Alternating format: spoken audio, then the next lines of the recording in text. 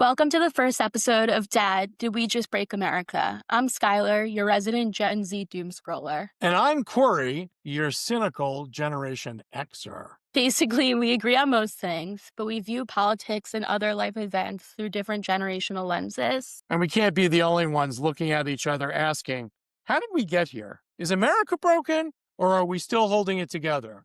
And where are we going next? So here we are, figuring it out together. All right, Dad, we can't start this podcast, especially as New Yorkers, without discussing Mondami's mayoral win, its impacts, exploring how we got here, and what this means for the future. Many New Yorkers and Americans are divided on Mondami. Many people are scared by his win and what it means for the city and the country. Many people love what he campaigned on. Yeah, I'm not surprised that Mondami won the election, I have to be honest. I think those who claim to be shocked have not been paying attention to what's really going on in politics and cultural trends throughout the past 6 to 12 months. I'm shocked that people bought what he was selling so easily.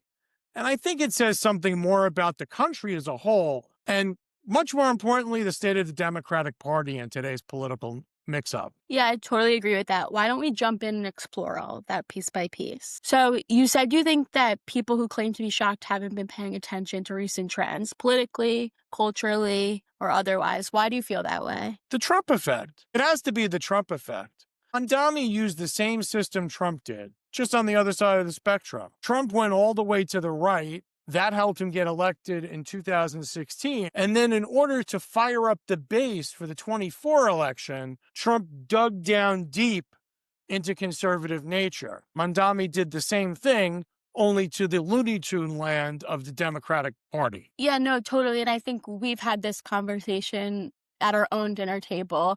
And I agree with you, and I see how we got here.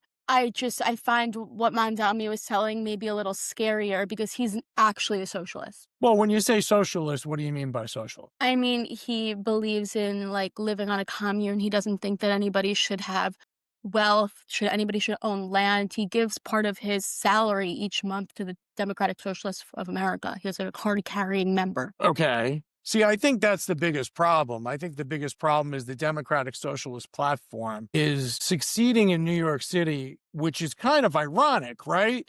Because New York City is really, obviously Miami is up and coming, but New York City is the heart of capitalism and the financial capital of the world. For the most part, people from my generation, whether you liked Andrew Cuomo or not, came out to support him because to us, the idea of Mondami was so inconceivable. And I think the polls back that up, especially in my generation. You know, being on the street and interacting with voters, I saw more older people coming out to vote, voting for Cuomo, more than I think it's come out to vote in New York City in a long time. Guy, what makes up those polls? What do those numbers really look like from what you saw? From what I saw, I think it actually correlates to what's been going on college campuses. It's this very privileged sect of people that are in my generation mostly that have bought into this democratic socialist agenda. I think we forget often that New York is a transient city and a lot of people that live here aren't from here. That's a good point. And come here to chase some dream,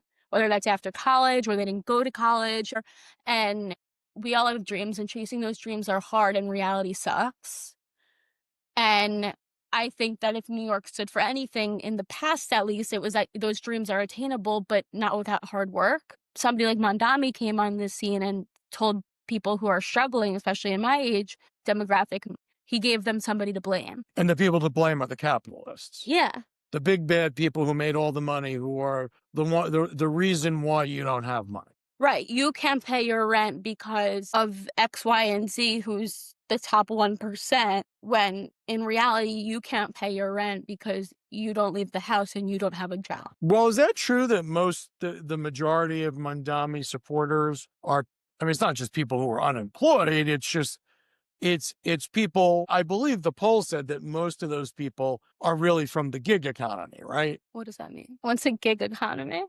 Well, that's what our generation calls, people who work from home, who don't have a specific job, but who are consultants, quote unquote, Yeah. or people who go from engagement to engagement professionally. For sure. I mean, I think it's different from your generation to my generation because what a job is looks so different.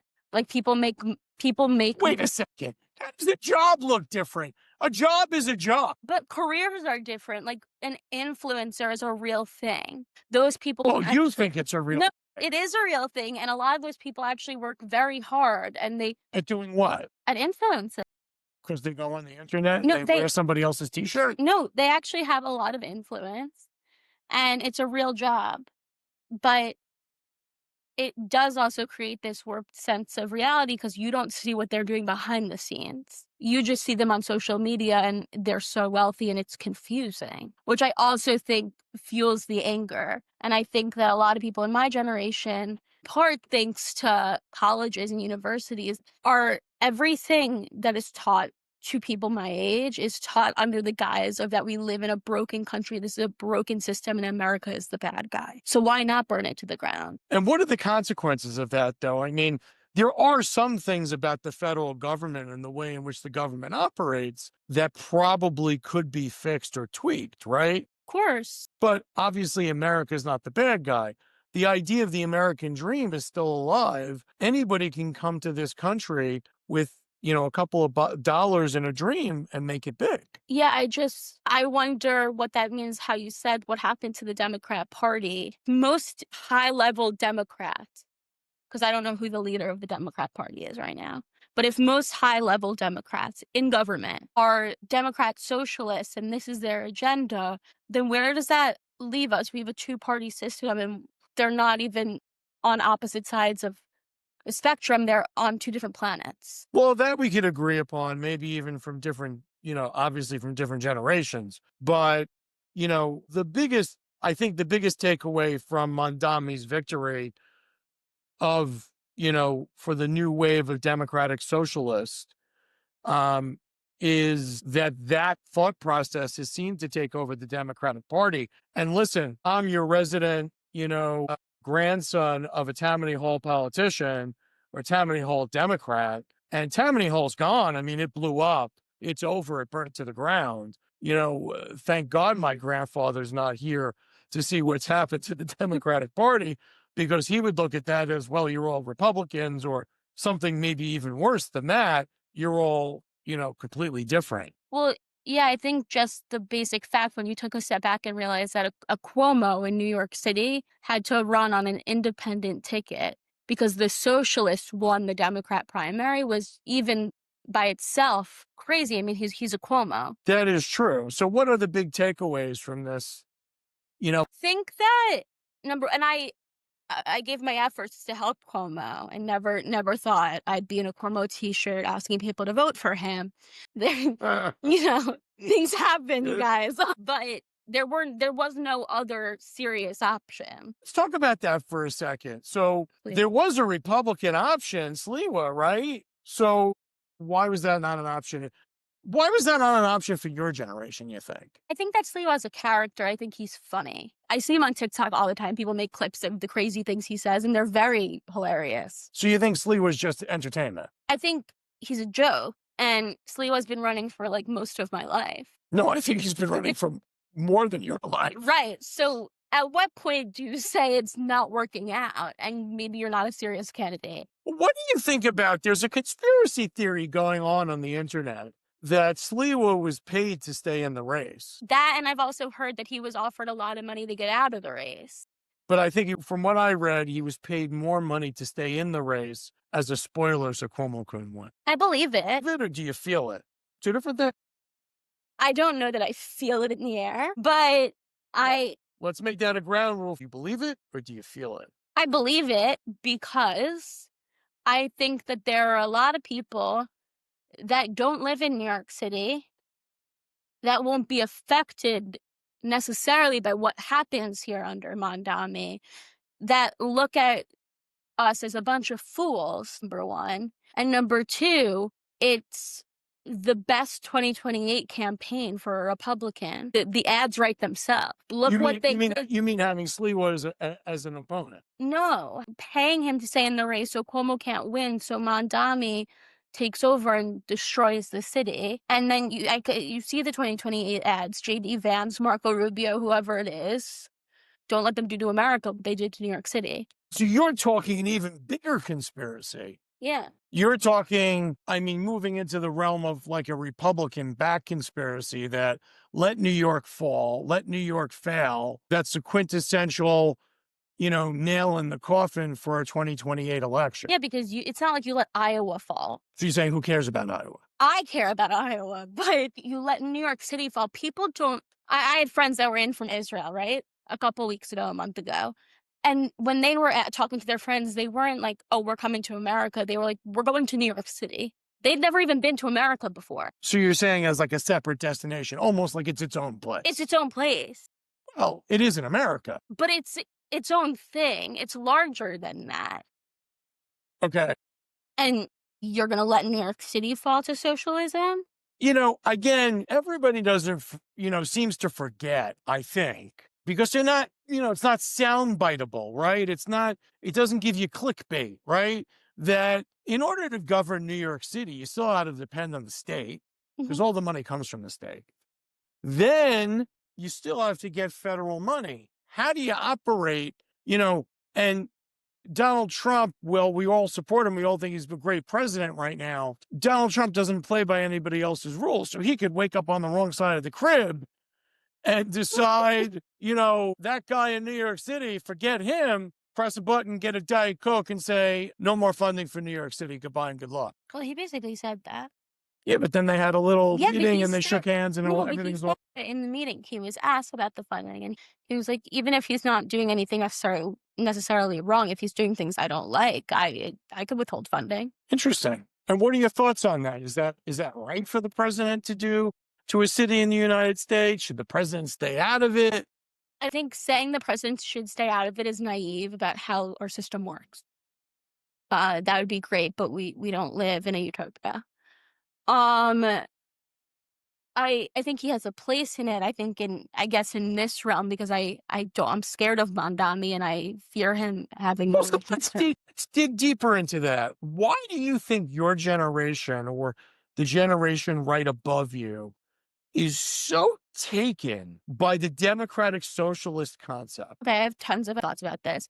But Dana Perino on the Five on Fox said something leading up to the election that was really interesting. She said, younger generations who are the most taken by Mondami, as you said, don't understand the words socialism and communism as she was saying, as we do, like as she does, as you do. I wasn't taught about socialism and communism under the threat of the Cold War. Right. So you have no Cold War frame of reference. It sounds scary, but like it's not a reality to me. It's some weird dystopian idea. There's a big word, ladies and gentlemen.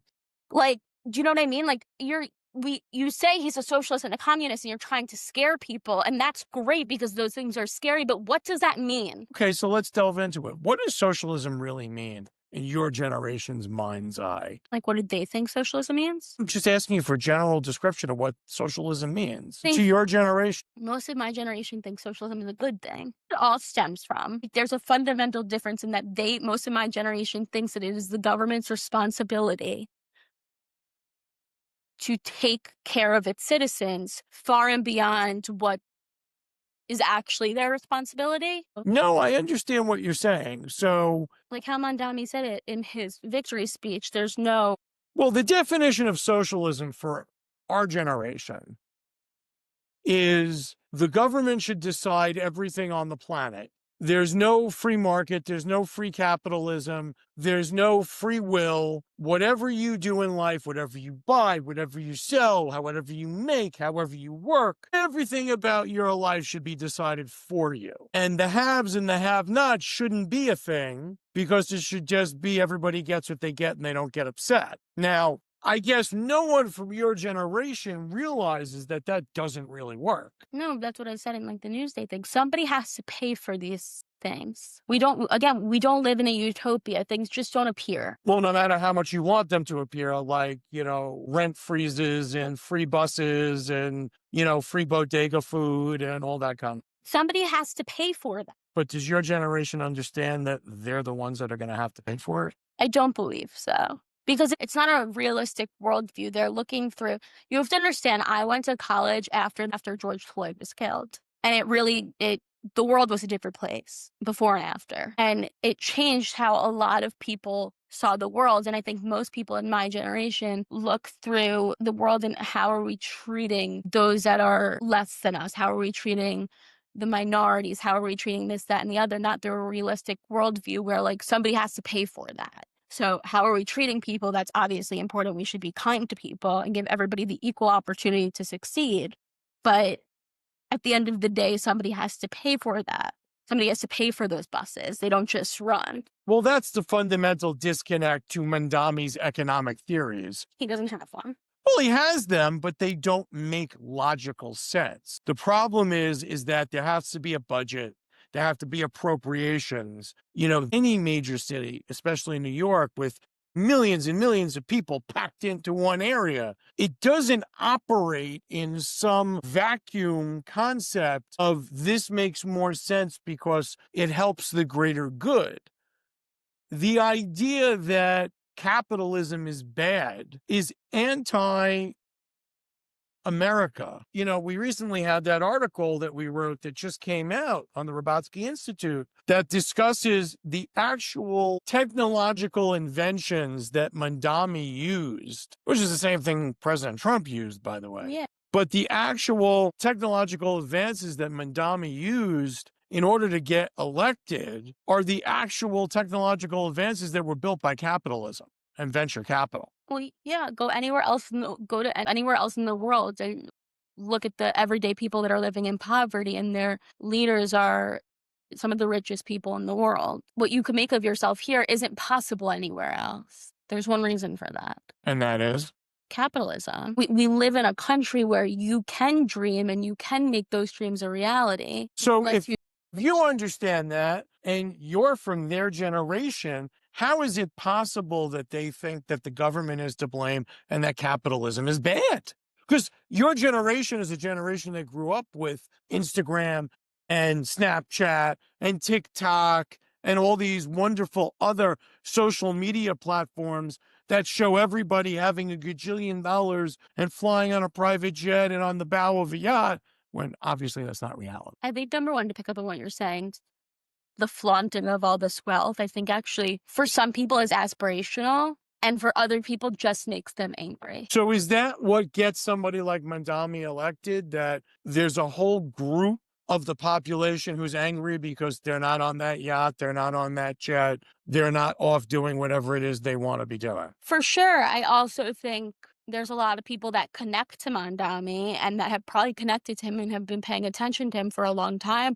And if you remember, back when Mandami first ran, he said that he was getting involved in politics because of Palestine.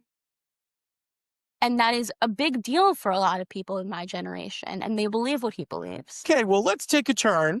And for all those listening to us, we're going to take a turn into a topic that very near and dear to our hearts here, but is a very controversial topic, right? Yeah. Free Palestine from the river to the sea, and let's try to be Jewish in today's society. How do we do that? Well, the two things don't go together, and I think we give people too much grace sometimes. I think some people know exactly what they're saying and are very comfortable with what they're saying. I think that there are other people who have no idea what river and what sea they are talking about and don't understand how hateful and dangerous the things they're saying are. Well, I think the danger is escalating. I mean, I think that the demonstrations have gotten worse. They've gotten more violent. They're demonstrating in, front of a temple, in front of other places where there are Jewish people. We've gone from the college campus debacle, right?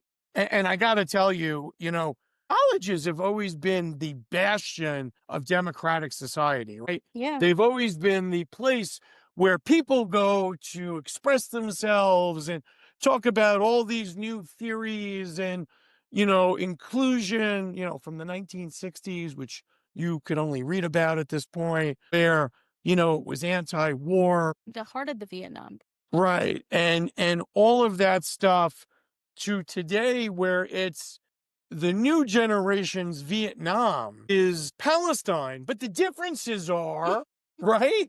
The differences are, when it came to Vietnam, your own country was sending you over to, protect a bunch of river, rice paddies and rivers that really had nothing to do with us, right? So we understood the angst. We understood the demonstration. Here, college student in the United States has any idea or any understanding on what's actually going on in Gaza.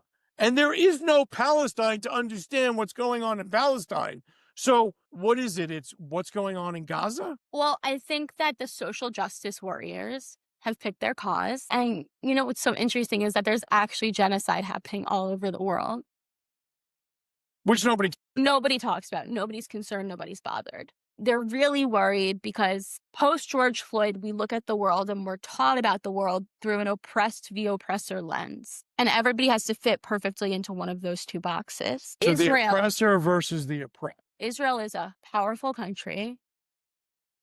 They create tons of things. They're wealthy, they do well. And there's these people in this land that are seemingly being oppressed by this big, powerful country. Well, it's the biggest fallacy on the planet. Right, it doesn't work. Well, it works. It obviously works very well, though.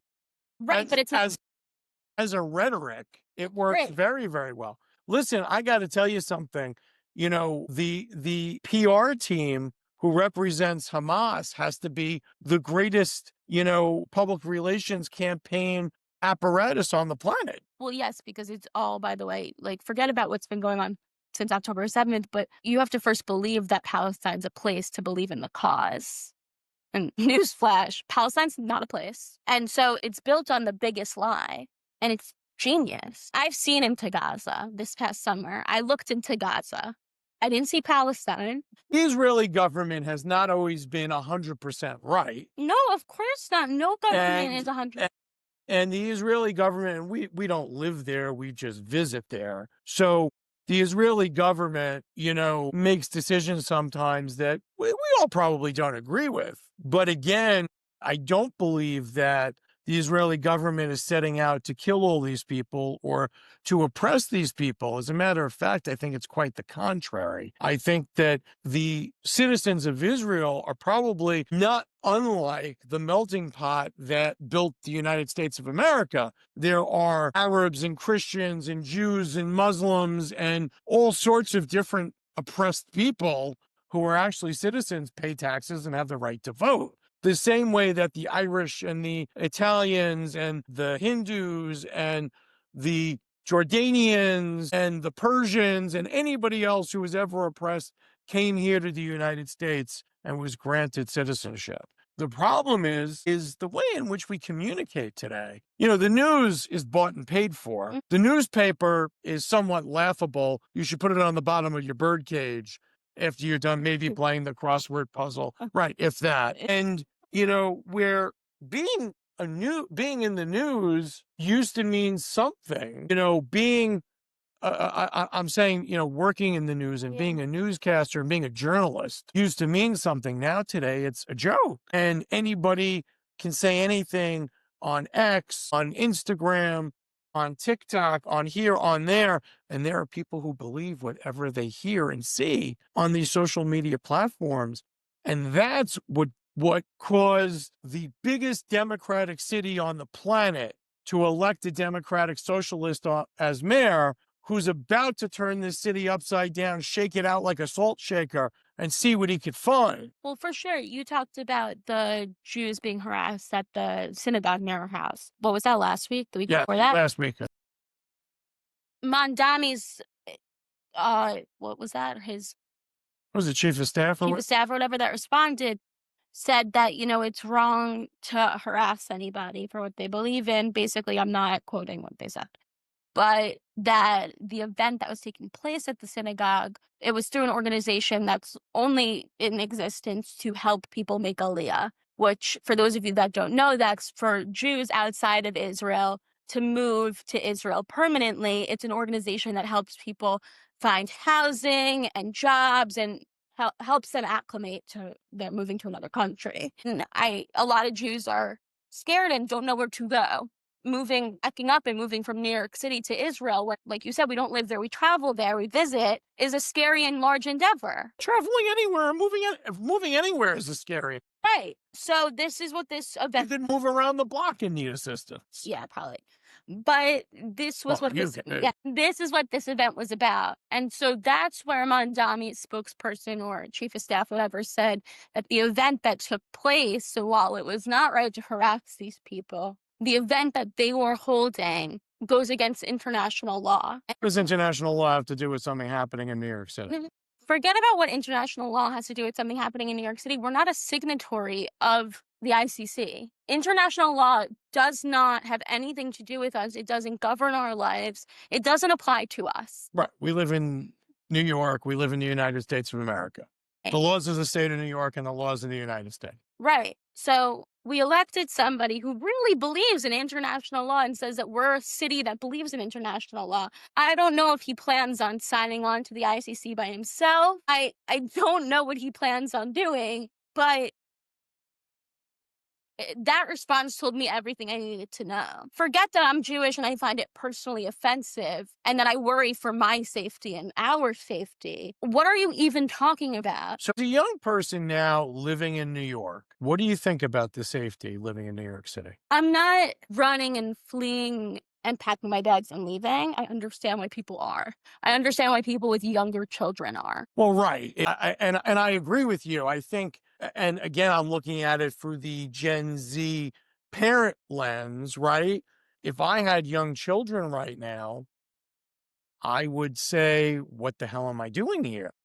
I can't send my kids to school in this environment, especially being Jewish is a very difficult time. Semitism is definitely on the rise to an alarming degree. So, in order to survive, first of all, I think as Jews, we owe it to ourselves to, if you really feel persecuted, you have to go somewhere where you don't.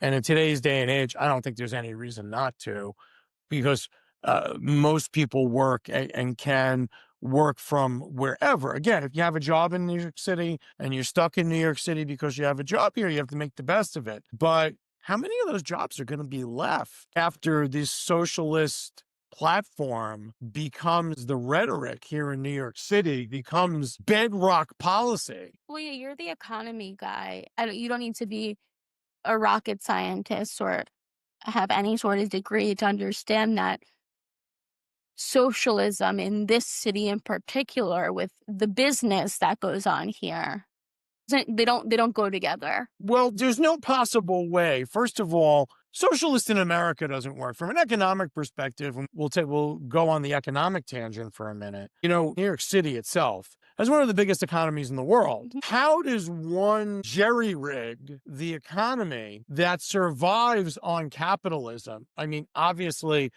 the biggest job holders here in the city of New York, Wall Street investment banking, trading, venture capital, private equity, those are all capitalist things. Yeah.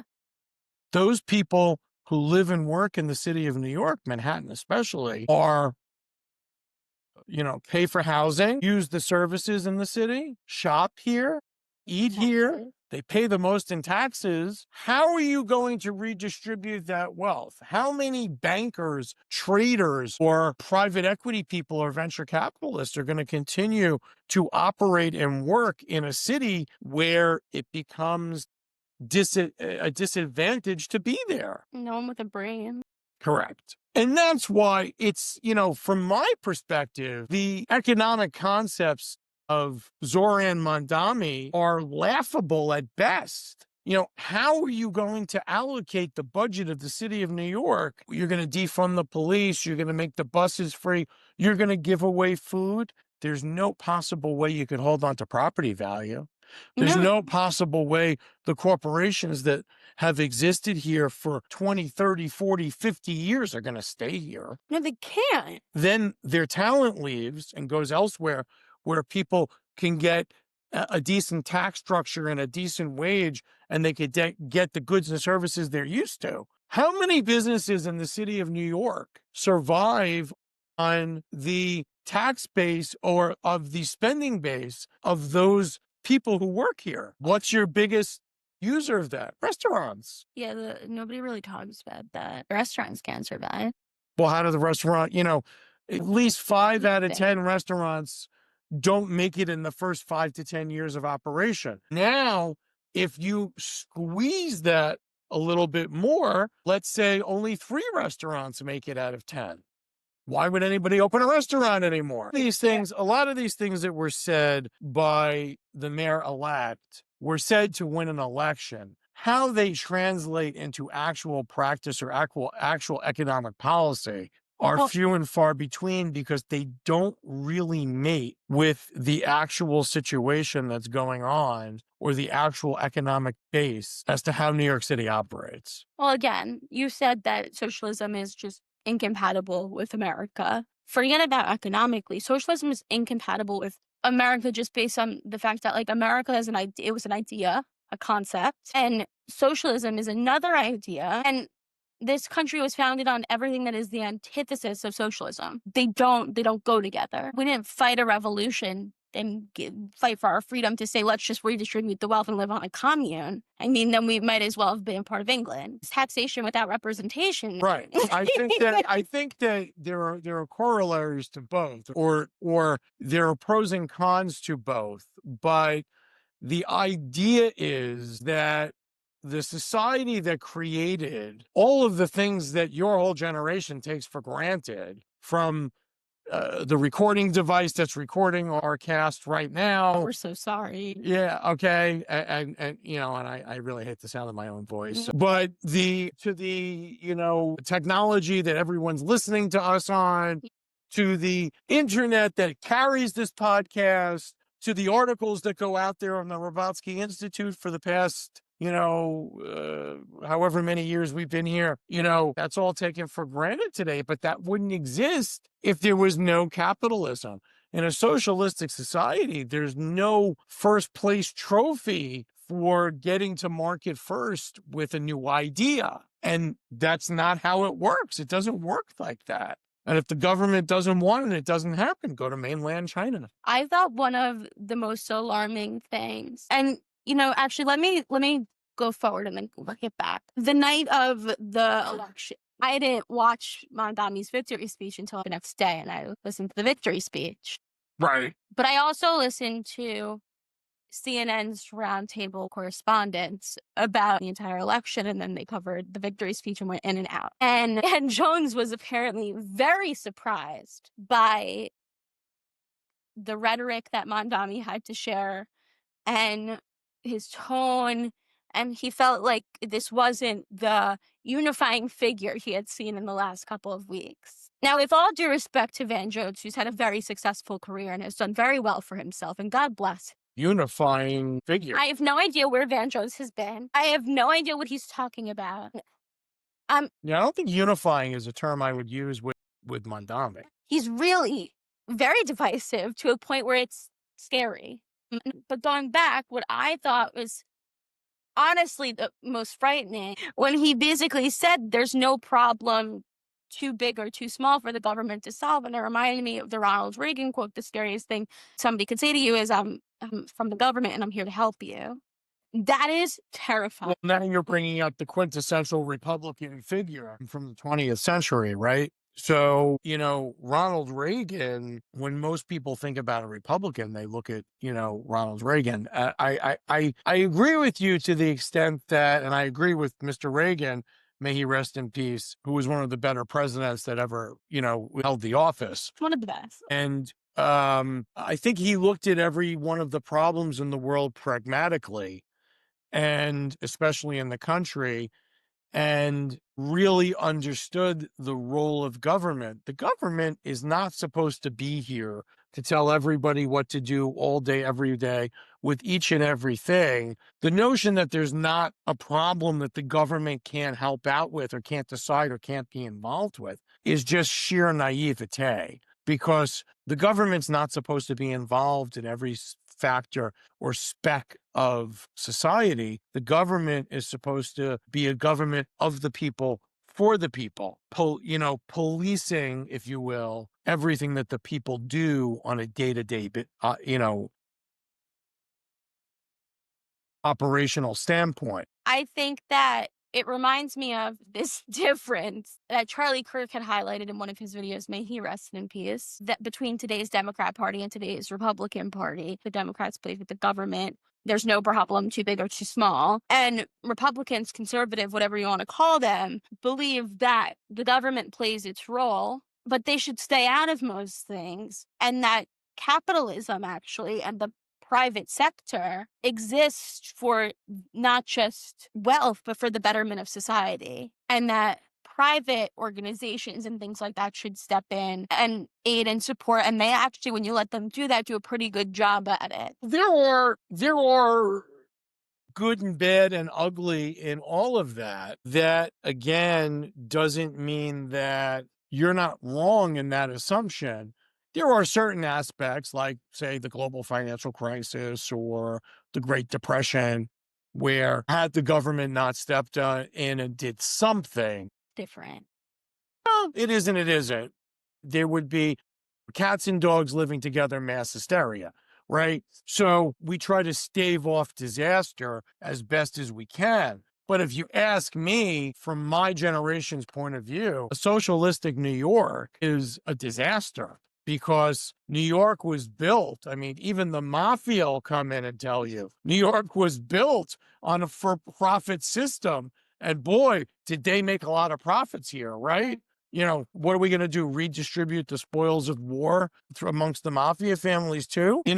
Again, and what happens to the drug trade, right? Think about it from a ridiculous standpoint. Well, our whole society is based on buyers and sellers. Yeah. The reason why social media works so well is because we're selling you something. Because of people like me. There's no question about that. There's no question about that. I mean, if you could spend your whole life on social media, you I meant that, like, I love an as seen on TV type of advertisement. as seen on TV. You don't even watch TV. How would you know? I do watch. We watch. No, in my generation, we watch TV. Here you go. We had like 5 or 6 channels or something. not? Also Yeah. walked uphill both ways.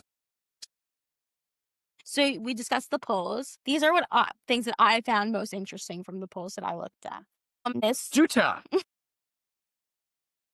This one, so this ABC poll said that 81% of those who have lived in New York for less than 10 years supported Mondami, which I thought was really interesting. Most people that supported Mondami, when you looked at it like on a graph, the more years you have lived in, the longer you've lived in New York, the more likely you were to support Cuomo. Actually, a very interesting statistic. It was wildly interesting to me because these people aren't, like, they're not from here. The people that came out and voted and said, not on my watch, but they came out and they voted. This city is important to them. It means something to them. It's a real place to them. It's a thing. It's more than like where they live. So you're saying that most of the people that supported Mondami and voted for Mondami aren't really from here or haven't been here that long? Yeah, they're not from here. Okay.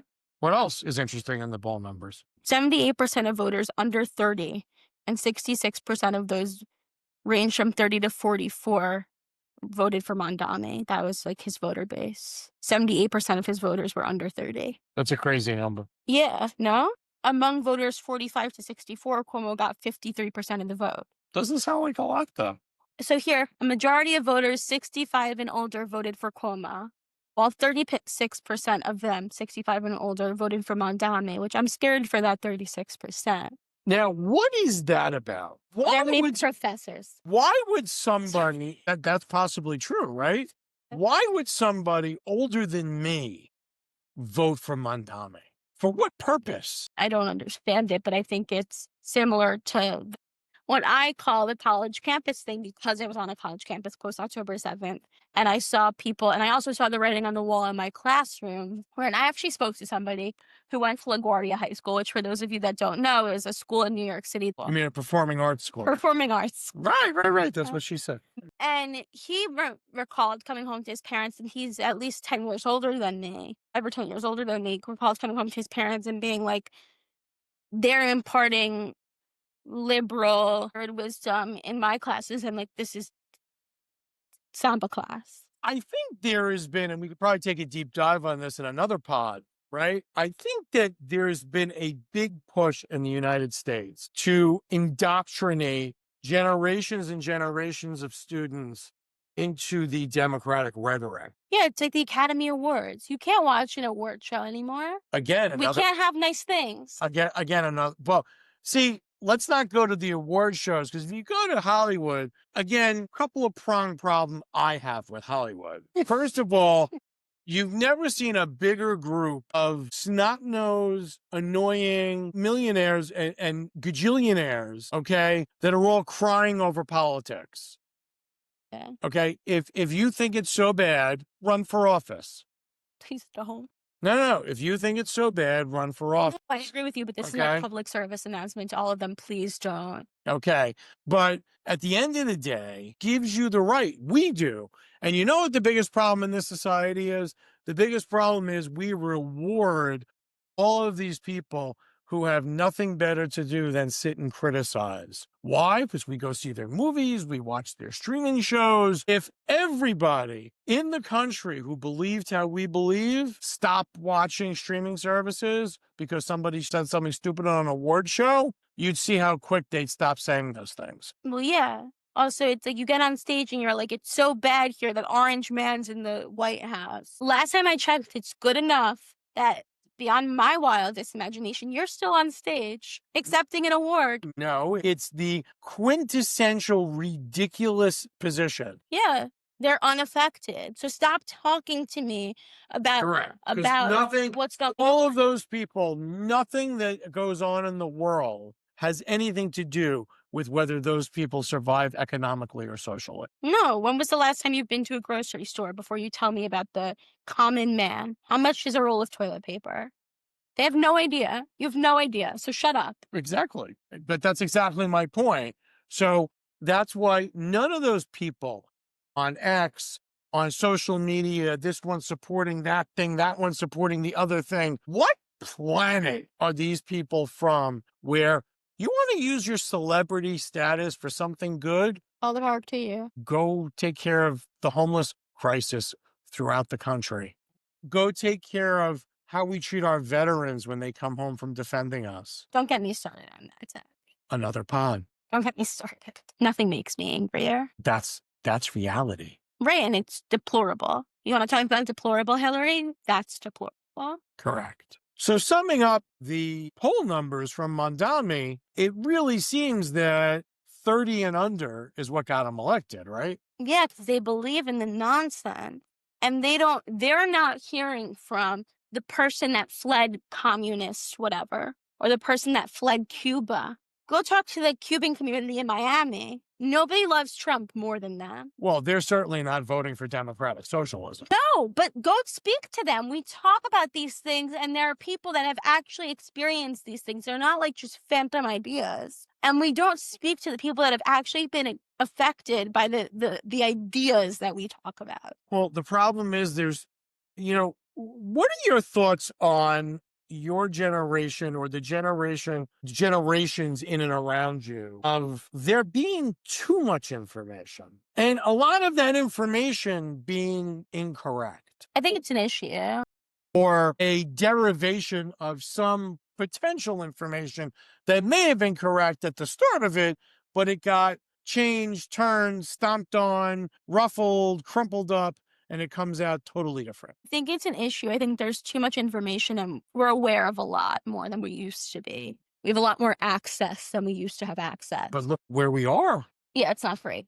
But we haven't done well with it. But I also think So do you think it was better when my generation was your age, when there was no internet? well, I'm the type of person that like is chronically online, but I'm chronically online because I'm in the mindset that we live in really unfortunately bizarre, troubling times and that we should be aware of what's going on so we could do something about it. If you're not aware of what's going on, then I think delusion is its own excuse. We could all live in a beautiful world with our little rose-colored glasses, but that's not the world we live in. The Democratic Socialists aren't giving out rose-colored glasses? I haven't spoken to Mandami about it, but I could reach out. But I also think that there's something to be said about the freedom that publications such as the New York Times or the Washington Post have to spread information, and then it gets spread on X amount of different platforms. It goes to X, it goes to Instagram, this person picks it up, that little blogger picks it up, that person picks it up. And when they write their correction because their story was a complete and utter lie, which they knew, they don't publicize that they issued a correction. It's just a little index on the bottom of the page. So it doesn't matter anymore. The story sold, and we don't hold those people accountable. You mean We don't hold people accountable for the lies they spread and the danger that it, like you that said, is a huge problem. you said, how does what happened to those 2 National Guardsmen and women in DC happen? When you continue to flood people's social feeds and news feeds with the fact that these are Nazis, that Trump is a Nazi, that he's sending the Gestapo out onto the street in American cities, you are going to influence sick people that are going to go out and hurt people. And if you could just be honest and say, I don't like that orange man and I don't like his policies, but he's not a Nazi and the Gestapo is not out on our street. Which is an offensive term all unto itself. Right. Like, that's like Trump was so ineffective. He looked at Mondami and pat him on and he was like, you could just say yes when he was asked if he thinks he's still stands by the statement that he's a fascist. Trump was like, it's easier, just say yes. Trump 5 years ago would have thrown a temper tantrum over being called a fascist. The word doesn't mean anything anymore. No, I get it. It does make sense. But again, at the end of the day, I think, to sum up where we've been in this episode, there are so many unanswered questions of what's going to happen here in the city and state of New York and how the population is going to react to the policies that are going to come forth and whether or not those policies are going to be able to be enacted or not. So there's a lot to stay tuned for, right? Because we don't know where we're going and what we're doing. What we know is tensions are high. Fear is a very real thing here. Yeah. And I think that, we have to play it by ear, as they say, to see what's really going to happen as Mr. Mondami takes office and to see what he's going to do. Well, yeah, it's very possible he could be like a couple of other mayors and have a, one-term mayoral, stint in office, and everybody could turn around and go, okay, that was a disaster, and move on. Well, I think that's also, you talk about the conspiracy. I think that is also, if the conspiracy is true, is some people's hope and goal. Let him destroy New York so everybody says, okay, maybe we're a little off the reservation. And we need to come back to. Yeah. Which begs the question, who is the Democratic Party going to put up for candidacy? Well, I have no idea what's going on in the Democrat Party, because who are you? Take a stand. And we should do that in another podcast. Yeah, I'm very confused by it. So to sum up where we've been, Sky, did we break America this week? Me personally, I don't think so. You, I can't say. Well, we probably didn't break America, but we definitely broke New York. For sure. New York is on its last leg. It's scary out here. We'd like to thank everybody for tuning in to us in our inaugural podcast. Don't forget to subscribe, write into us on the Urbanski Institute. Let us know what you want to see from us, what you want us to talk about next. Thank you for tuning in.